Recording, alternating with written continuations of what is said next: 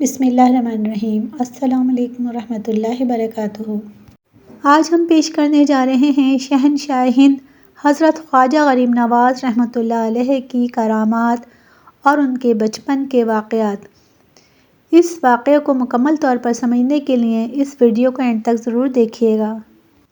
حضرت خواجہ معین الدین چشتی اجمیری رحمۃ اللہ علیہ 14 رجب 536 ہجری کو جنوبی ایران کے علاقے سیستان کے ایک انتہائی مذہبی گھرانے میں پیدا ہوئے۔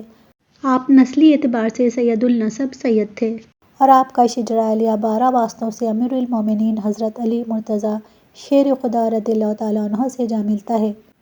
آپ کے والد گرامی خواجہ غیاث الدین حسین بہت دولت مند تاجر اور بااثر شخص تھے، مگر آپ کے والد صاحب ثروت ہونے کے ساتھ ساتھ ایک عابد و زاہد شخص بھی تھے۔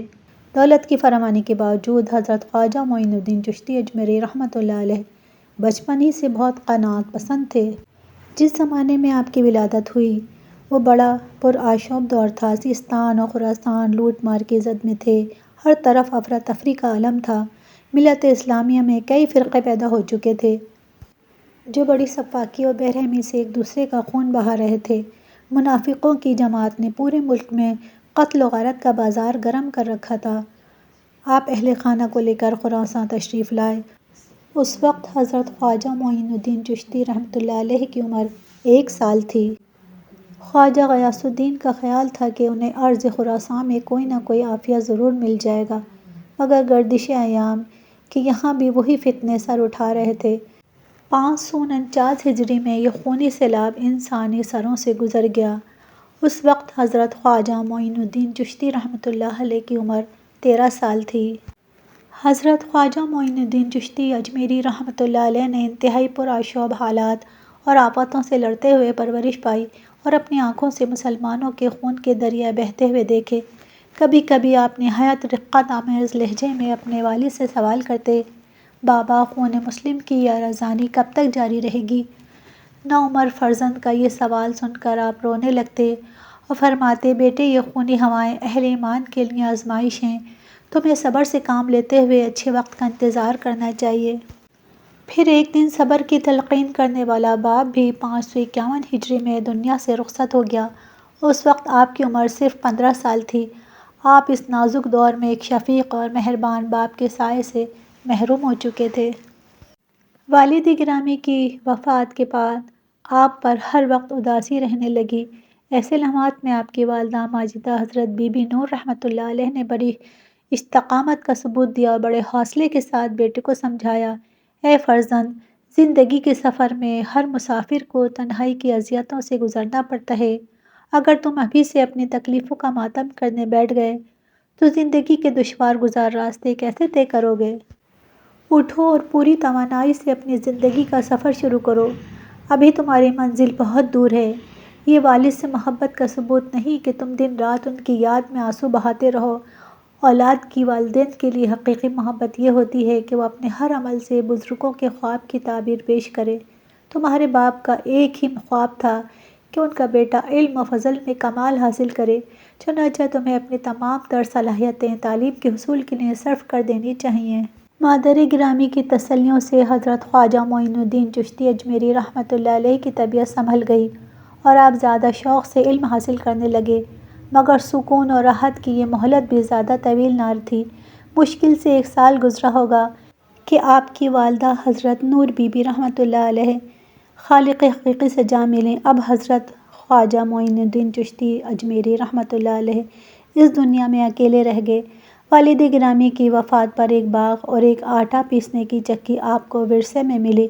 والدین کی جدائی کے بعد باغبانی کا پیشہ آپ نے اختیار کر لیا۔ درختوں کو خود پانی دیتے، زمین کو ہموار کرتے، پودوں کی دیکھ بھال کرتے، حتیٰ کہ منڈی میں جا کر خود ہی پھل بھی فروخت کرتے تھے۔ آپ کاروبار میں اس قدر محب ہو گئے کہ آپ کا تعلیمی سلسلہ منقطع ہو گیا۔ آپ رحمۃ اللہ علیہ کو اس کا بڑا افسوس تھا، لیکن یہ ایک ایسی فطری مجبوری تھی جس کا بظاہر کوئی علاج ممکن نہیں تھا۔ آپ اکثر اوقات اپنی اس محرومی پر غور کرتے، جب کوئی حل نظر نہ آتا تو شاید مایوسی کے عالم میں آسمان کی طرف دیکھتے اور رونے لگتے، جیسے خدا کے حضور بندے کی ایک خاموش التجا تھی، ایک دن حضرت خواجہ معین الدین چشتی رحمۃ اللہ علیہ اپنے باغ میں درختوں کو پانی دے رہے تھے کہ ادھر سے مشہور بزرگ حضرت ابراہیم قندوزی رحمۃ اللہ علیہ کا گزر ہوا۔ آپ نے بزرگ کو دیکھا تو دوڑتے ہوئے چلے گئے اور حضرت ابراہیم قندوزی رحمۃ اللہ علیہ کے ہاتھوں کو بوسہ دیا۔ حضرت ابراہیم قندوزی رحمۃ اللہ علیہ ایک نوجوان کے اس جوش عقیدت سے بہت متاثر ہوئے۔ انہوں نے کمال شفقت سے آپ کے سر پر ہاتھ پھیرا اور چند دعائیہ کلمات کہہ کر آگے جانے لگے تو آپ نے حضرت ابراہیم قندوزی رحمۃ اللہ علیہ کا دامن تھام لیا۔ حضرت ابراہیم رحمۃ اللہ علیہ نے محبت بھرے لہجے میں پوچھا، اے نوجوان، کیا چاہتے ہو؟ خواجہ معین الدین چشتی رحمۃ اللہ علیہ نے عرض کی، آپ چند لمحے میرے باغ میں اور قیام فرما لیں۔ کون جانتا ہے کہ یہ سعادت مجھے دوبارہ نصیب ہوتی ہے یا نہیں۔ آپ کا لہجہ اس قدر عقیدت مندانہ تھا کہ حضرت ابراہیم قندوزی رحمۃ اللہ علیہ سے انکار نہ ہو سکا اور آپ باغ میں بیٹھ گئے۔ پھر چند لمحوں بعد خواجہ معین الدین چشتی رحمۃ اللہ علیہ انگوروں سے بھرے ہوئے 2 طباق لائے، انہیں حضرت ابراہیم رحمۃ اللہ علیہ کے سامنے رکھ دیا اور خود دست بستہ کھڑے ہو گئے۔ اس نومری میں سعادت مندی اور عقیدت مندی کا بے مثال مظاہرہ دیکھ کر حضرت ابراہیم قندوزی رحمۃ اللہ علیہ بے حد حیران تھے۔ انہوں نے چند انگور اٹھا کر کھا لیے۔ حضرت ابراہیم رحمۃ اللہ علیہ کے اس عمل سے آپ کے چہرے پر خوشی کا ایک رنگ ابھر آیا۔ یہ دیکھ کر حضرت ابراہیم قندوزی رحمۃ اللہ علیہ نے فرمایا، معین الدین بیٹھ جاؤ۔ آپ 2 زانو ہو کر بیٹھ گئے۔ فرزند، تم نے ایک فقیر کی خوب مہمان نوازی کی ہے۔ یہ سرسبز و شاداب درخت، یہ لذیذ پھل، یہ ملکیت اور جائیداد سب کچھ فنا ہو جائے گا۔ آج اگر یہاں بہار کا دور دورہ ہے تو کل یہاں خزاں بھی آئے گی۔ یہی گردش روز و شب ہے اور یہی نظام قدرت بھی۔ تیرا یہ باغ وقت کی تیز آندھیوں میں اجڑ جائے گا، پھر اللہ تعالیٰ تجھے ایک اور باغ عطا فرمائے گا جس کے درخت قیامت تک گرم ہواؤں سے محفوظ رہیں گے۔ ان درختوں میں لگے پھلوں کا ذائقہ جو ایک بار چکھ لے گا پھر وہ دنیا کی کسی نعمت کی طرف نظر اٹھا کر بھی نہیں دیکھے گا۔ حضرت ابراہیم قندوزی رحمۃ اللہ علیہ نے اپنے پیراہن میں ہاتھ ڈال کر جیب میں سے روٹی کا ایک خشک ٹکڑا نکال کر حضرت خواجہ صاحب کی طرف بڑھایا اور فرمانے لگے، یہ تیری مہمان نوازی کا فقیر کی جانب سے صلہ ہے۔ یہ کہہ کر خشک روٹی کا وہ ٹکڑا حضرت خواجہ معین الدین چشتی رحمۃ اللہ علیہ کے منہ میں ڈال دیا، پھر باغ سے نکل کر اپنی منزل کی جانب تیزی سے چل دیے۔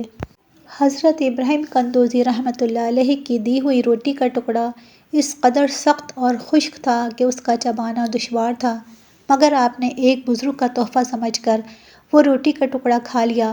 اس ٹکڑے کا حلق سے نیچے اترنا ہی تھا کہ حضرت خواجہ معین الدین چشتی اجمیری رحمۃ اللہ علیہ کی دنیا ہی بدل گئی۔ آپ کو یوں محسوس ہونے لگا جیسے کائنات کی ہر شے فضول ہے۔ دوسرے ہی دن آپ نے اپنی چکی اور باغ فروخت کر دیا اور اس سے حاصل ہونے والی رقم غریبوں اور محتاجوں میں بانٹ دی۔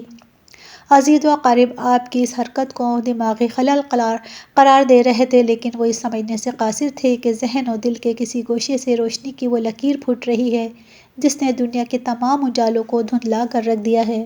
آپ سب کچھ اللہ کی راہ میں لٹانے کے بعد تحصیل علم کے لیے خراساں کو خیرباد کہہ کر سمرقند اور بخارا کا رخ کرنے لگے، جو اس وقت علم و فنون کے اہم مرکز تصور کیے جاتے تھے۔ یہاں پہلے آپ نے قرآن پاک حفظ کیا، پھر تفسیر، فقہ، حدیث اور دوسرے علوم ظاہری میں مہارت حاصل کی۔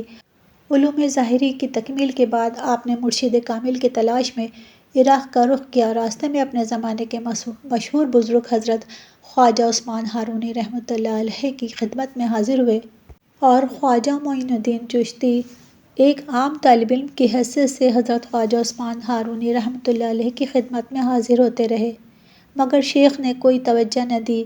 آپ اس قدر مایوس ہوئے کہ بعد ازاں ایک موقع پا کر آپ نے دل کی بات شیخ سے کہہ ڈالی۔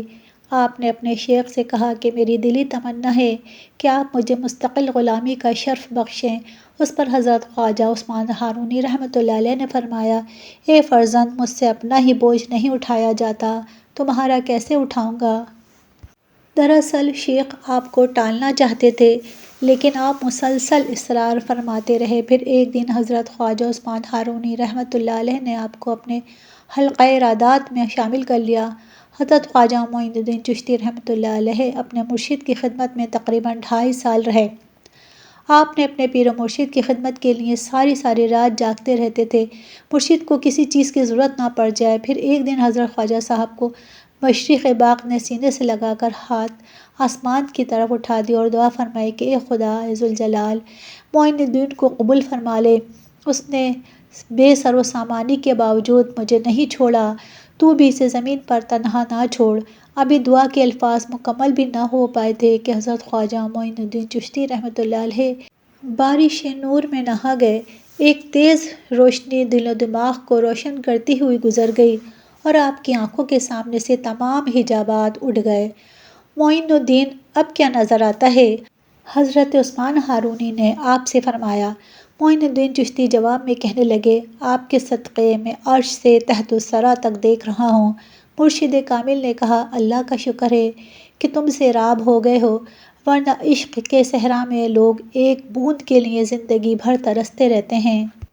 پھر آپ کے پاس جو شخص بھی نگاہ کرم کی بھیک مانگنے آتا تو آپ فرماتے کہ میرے پاس جو کچھ بھی تھا وہ میں نے معین الدین کو عطا کر دیا ہے۔ اور ایک اور روایت کے مطابق حضرت خواجہ عثمان ہارونی رحمۃ اللہ علیہ حضرت خواجہ معین الدین چشتی رحمۃ اللہ علیہ کو لے کر مکہ مکرمہ حاضر ہوئے۔ خانہ کعبہ کا طواف کرنے کے بعد آپ نے بلند آواز میں فرمایا، یا الہی، معین الدین حاضر ہے، اپنے اس عاجز بندے کو شرف قبولیت عطا فرما۔ جواب میں ندائے غیبی سنائی دی، ہم نے اسے قبول کر لیا ہے، بے شک یہ معین الدین ہے۔ پھر مکہ مکرمہ سے مدینہ منورہ تشریف لے گئے۔ پھر جیسے ہی سرکار دو عالم صلی اللہ تعالیٰ علیہ وآلہ وسلم کی قربت حاصل ہوئی، حضرت خواجہ عثمان ہارونی رحمۃ اللہ علیہ نے خواجہ معین الدین چشتی رحمۃ اللہ علیہ کو حکم دیا، معین الدین، آقا نامدار صلی اللہ تعالیٰ علیہ وآلہ وسلم کے حضور سلام پیش کرو۔ حضرت خواجہ معین الدین چشتی اجمیری رحمۃ اللہ علیہ نے گداز قلب کے ساتھ لرزتی ہوئی آواز میں کہا، السلام علیکم یا سید المرسلین۔ وہاں موجود تمام لوگوں نے سنا۔ روضہ رسول سے جواب آیا، وعلیکم السلام یا سلطان الہند۔ اس کے بعد مرشد نے حضرت خواجہ معین الدین چشتی اجمیری رحمۃ اللہ علیہ کو مبارکباد دیتے ہوئے فرمایا، معین الدین، تم خوش نصیب ہو کہ تمہیں دونوں مقامات پر قبولیت کی سند عطا ہوئی ہے۔ آئندہ بت خانہ ہند تمہاری سرگرمیوں کا مرکز ہوگا۔ اگرچہ وہاں کفر کی گہری تاریکی پھیلی ہوئی ہے، لیکن تم وہاں اسلام کی شمع روشن کرنے میں کامیاب ہو جاؤ گے۔ اس وسیع و عریض ملک میں صرف تم ہی سلطان کہلاؤ گے۔ جسے دربارہ رسالت سے تاج سلطانی عطا ہوا ہے، وہ ہندوستان کے تمام بادشاہوں پر غالب آ کر رہے گا۔ پھر حضرت خواجہ معین الدین چشتی رحمۃ اللہ علیہ نے اپنے مرشد کی ہدایت پر طویل عرصے تک شدید ریاضتیں کی، مسلسل 7 دن تک روزے رکھتے رہے۔ پھر پیر و مرشد کی اجازت سے آپ تنہا حجاز مقدس پہنچے، حج کی سعادت حاصل کی اور روضہ رسول پر حاضری دینے کے ساتھ ساتھ کئی ممالک کا سفر اختیار کیا۔ پھر خواجہ غریب نواز رحمۃ اللہ علیہ اجمیر شریف پہنچے۔ اس وقت وہاں سینکڑوں مندر میں ایک مندر ایسا تھا جو سب سے بڑا مندر تھا اور صرف راجاؤں اور رانیوں کے لیے خاص تھا۔ مندر کے ساتھ ہی ایک تالاب تھا جس کا نام انا ساگر تھا۔ ہندو اس تالاب کے پانی کو انتہائی پوتر یعنی کہ بابرکت مانتے تھے اور ان کا ماننا تھا کہ جو بھی اس تالاب میں نہا لے گا اس کے گناہ جھڑ جائیں گے۔ کہتے ہیں کہ اس مندر میں رات کو اتنے چراغ جلتے تھے کہ 3.5 من تیل ان چراغوں میں استعمال ہوتا تھا۔ ارد گرد کے کئی دیہات مندر کے نام تھے، یعنی ان دیہات کی آمدنی مندر پر خرچ ہوتی تھی۔ مندر میں ہزاروں لوگ رہتے تھے جن کا کام آنے والوں کی رہنمائی اور ان کی دیکھ بھال کرنا تھا۔ حضرت خواجہ غریب نواز رحمۃ اللہ علیہ اس مندر کے پاس پیپل کے درخت کے نیچے انا ساگر سے کچھ ہی فاصلے پر چٹائی بچھا کر اپنے مریدوں کے ساتھ بیٹھ گئے۔ عصر کا وقت ہونا ہی چاہتا تھا کہ آپ رحمۃ اللہ علیہ نے حضرت قطب الدین بختیار کاکی کو اذان دینے کے لیے کہا۔ کفر و شرک کے گڑھ اجمیر میں اللہ کی وحدانیت پر حضرت نبی صلی اللہ تعالیٰ علیہ وآلہ وسلم کی رسالت کا یہ پہلا اعلان تھا۔ وہ لوگ اسلام سے مکمل طور پر لا علم تھے، نہیں جانتے تھے کہ اسلام کیا ہے۔ چنانچہ اذان کی آواز سن کر وہ حیران رہ گئے اور اپنے گھر سے نکل آئے۔ سب مسافروں نے انا ساگر کے پانی سے وضو کیا اور نماز پڑھنی شروع کی۔ سب ہندو حیران رہ گئے کہ بھگوان تو اندر ہیں، یہ کس بھگوان کو سجدہ کر رہے ہیں۔ پھر جب شام ہوئی تو راجا کے اونٹ جو دن میں چرنے کے لیے گئے ہوئے تھے اپنے چرواہے کے ساتھ واپس آنے لگے تو اتفاق سے جہاں حضرت خواجہ غریب نواز رحمۃ اللہ علیہ اپنے ساتھیوں کے ساتھ بیٹھے تھے وہ جگہ راجہ پرتھوی راج کے اونٹوں کے بیٹھنے کی جگہ تھی۔ چرواہوں نے حضرت خواجہ غریب نواز رحمۃ اللہ علیہ سے کہا، اٹھو بابا، اونٹوں کے بیٹھنے کی جگہ خالی کرو۔ آپ رحمۃ اللہ علیہ نے فرمایا، اتنا بڑا میدان پڑا ہے، اونٹ تو کہیں بھی بیٹھ سکتے ہیں، کیوں مسافروں کو تنگ کرتے ہو؟ وہ نہ مانے اور مسلسل اصرار کرتے رہے کہ اونٹ اسی جگہ بیٹھیں گے۔ آخر انہوں نے بہت بدتمیزی سے کہا، یہ راجہ کے اونٹوں کے بیٹھنے کی جگہ ہے اور ادھر راجہ کے اونٹ ہی بیٹھیں گے، تم لوگ کہیں اور ڈیرا لگاؤ۔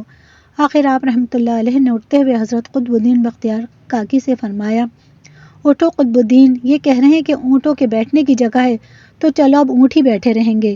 یہ کہہ کر آپ رحمۃ اللہ علیہ اپنے ساتھیوں سمیت وہاں سے اٹھ گئے۔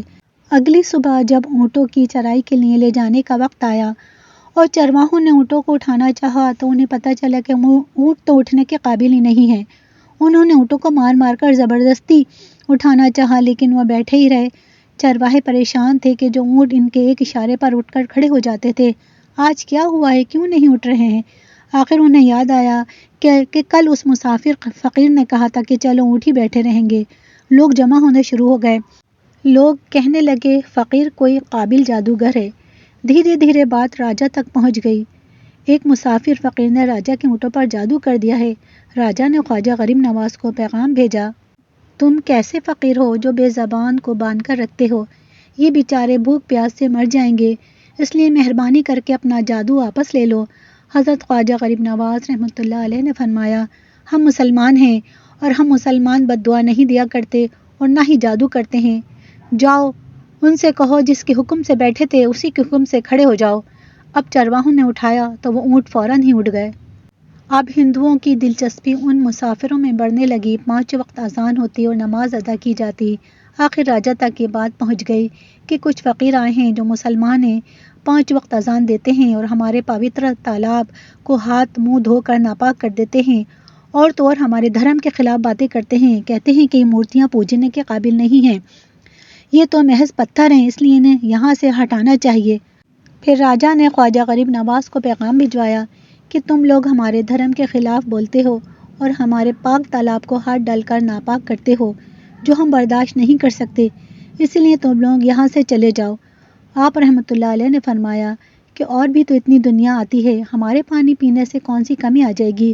وہ کہنے لگے کہ وہ سب ہمارے دھرم کے لوگ ہیں اور تم دوسرے دھرم کے ہو، آئندہ تم لوگوں نے تالاب کو ناپاک کیا تو ہم سختی سے پیش آئیں گے۔ پھر راجہ نے وہاں پر پہرا لگا دیا اور بول دیا کہ ان درویشوں میں سے اگر کوئی بھی قریب آئے تو ان پر پانی روک دیا جائے اور ان کو پانی نہ دیا جائے۔ اسی دوران ایک خادم وضو کرنے کے لیے گئے، ان کو بغیر وضو کے ہی واپس کر دیا گیا اور بول دیا گیا کہ تمہارے لیے ہمارے پاس پانی نہیں ہے، تم یہاں سے پانی نہیں لے سکتے۔ خادم بارگاہ غریب نواز میں حاضر ہوا اور سرکار خواجہ غریب نواز کو پورا معاملہ بیان کر دیا۔ جب حضرت خواجہ کو اس کی اطلاع ملی تو آپ نے خادم کو ایک پیالہ عطا کرتے ہوئے فرمایا، جاؤ انا ساگر سے کہنا کہ تجھے خواجہ نے بلایا ہے۔ چنانچہ وہ خادم گیا اور انا ساگر سے کافی دور سے ہی پیالہ دکھاتے ہوئے کہا، اے انا ساگر، تجھے میرے خواجہ نے بلایا ہے۔ اتنا کہنا تھا کہ انا ساگر کا پانی پورا اس پیالے میں آ گیا، یعنی اس کاسے میں سما گیا، یہاں تک کہ اجمیر کے دوسرے تالاب بھی، کنویں بھی سب خشک ہو گئے۔ تو لوگ پریشان ہو گئے اور راجہ کے پاس گئے اور راجہ سے کہنے لگے کہ اب پانی کہاں سے لائیں، ہمارے جانور پیاسے مر رہے ہیں اور ہم بھی پیاس کے ہمارے بڑے پریشان ہیں، یہ سب کیا ہو رہا ہے، اچانک سارا پانی کہاں چلا گیا؟ راجہ بھی حیرت میں تھا کہ آخر پانی کہاں چلا گیا۔ جب راجہ نے سارا ماجرا دیکھا کہ لوگ ہلاکت کے قریب پہنچ گئے ہیں تو خواجہ غریب نواز رحمۃ اللہ علیہ کی بارگاہ میں حاضر ہوا اور عاجزی و انکساری کے ساتھ رحم کی درخواست کرنے لگا۔ تو آپ رحمۃ اللہ علیہ نے حضرت قطب الدین بختیار کاکی رحمۃ اللہ علیہ سے فرمایا، جاؤ کاسا یعنی کہ پیالہ واپس تالاب میں ڈال دو۔ جیسے ہی پیالہ تالاب میں الٹا گیا تو انا ساگر کناروں تک ابل آیا اور تمام خشک حوض، تالاب اور چشمے واپس پانی سے بھر گئے اور لوگوں نے آپ کا شکر ادا کیا اور وہاں موجود 32,000 لوگ کلمہ پڑھ کر مسلمان ہو گئے۔ سرکار خواجہ غریب نواز رحمۃ اللہ علیہ نے بے شمار کراماتوں کے ذریعے لوگوں کو اسلام میں داخل کیا ہے۔